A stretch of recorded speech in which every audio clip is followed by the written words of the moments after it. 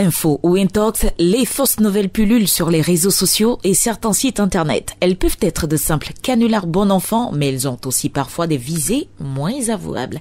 Ne vous inquiétez pas, nous allons maintenant à la chasse au virus de l'infox. Vrai ou faux? La chasse au virus de l'infox.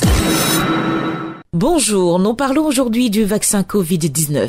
D'abord, la Covid, c'est une maladie infectieuse due à un coronavirus découvert en 2019. La plupart des personnes infectées par le virus présentent une maladie respiratoire d'intensité légère à modérée et se rétablissent sans avoir besoin d'un traitement particulier. Certaines, cependant, tombent gravement malades et ont besoin de soins médicaux. N'importe qui, à n'importe quel âge, peut contracter la Covid-19 et tomber gravement malade ou en mourir. Et le virus peut se propager par l'intermédiaire de gouttelettes de salive ou de sécrétions nasales émises par une personne infectée quand elle tousse, éternue, parle, chante ou respire. Pour y faire face, 1 an après le début de la pandémie, les scientifiques du monde entier ont élaboré des vaccins pour réduire le nombre de cas, d'hospitalisation et de décès liés à ce virus. Cependant, les vaccins sont victimes de préjugés. Certaines personnes estiment qu'ils causent des dysfonctionnements érectiles. Est-ce vrai ou faux?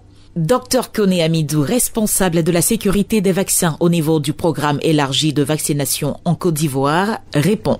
Non, c'est pas vrai, parce que nous avons la base de données qui regroupe tous ces événements. Dans notre langage, on parle de MAPI, qui signifie les manifestations post-vaccinales ici indésirables. Donc, pour ce qui concerne les vaccins contre la COVID-19 en Côte d'Ivoire, les effets comme ça que nous avons eu, c'est autour de 2581 cas qui sont tout ce qui survient après une vaccination, qui n'est pas forcément lié au vaccin. Je donne un exemple tout simple. Lorsque je dois commencer mon palu à midi, et que à 10 heures, j'ai fait un vaccin et que à midi, la fièvre commence, tout de suite, je vais penser que c'est le vaccin. Et dans ce cas, lorsque j'irai faire ma goutte épaisse, on va me dire non, c'est un paludisme. Donc, pour une question, comme nous savons que les vaccins sont tellement importants en matière de prévention, nous avons pris des dispositions qui consistent à demander aux personnes qui se font vacciner de signaler tout ce qu'ils constatent après cette vaccination, même si ce n'est pas lié au vaccin. Pour ce qui concerne les dysfonctionnements, pour le vaccin AstraZeneca, c'est seulement pour 3 cas qui ont été signalés. Parmi ces 3 cas,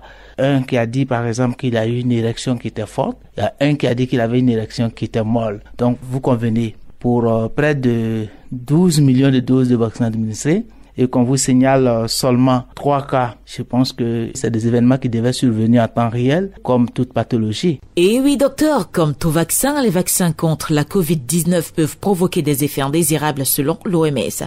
C'est pourquoi ils font l'objet d'une surveillance continue pour détecter les événements indésirables. Alors, dites-nous, docteur Koné, quelles précautions doivent prendre les personnes vaccinées et même les non-vaccinées? Lorsqu'on est vacciné, on peut toujours rester le réservoir de cette maladie et contaminer les autres. Cela n'est pas impossible. Donc, ce que je peux dire comme précaution, même si vous êtes vacciné, il faut respecter toujours les mesures barrières. Ça, c'est un élément important.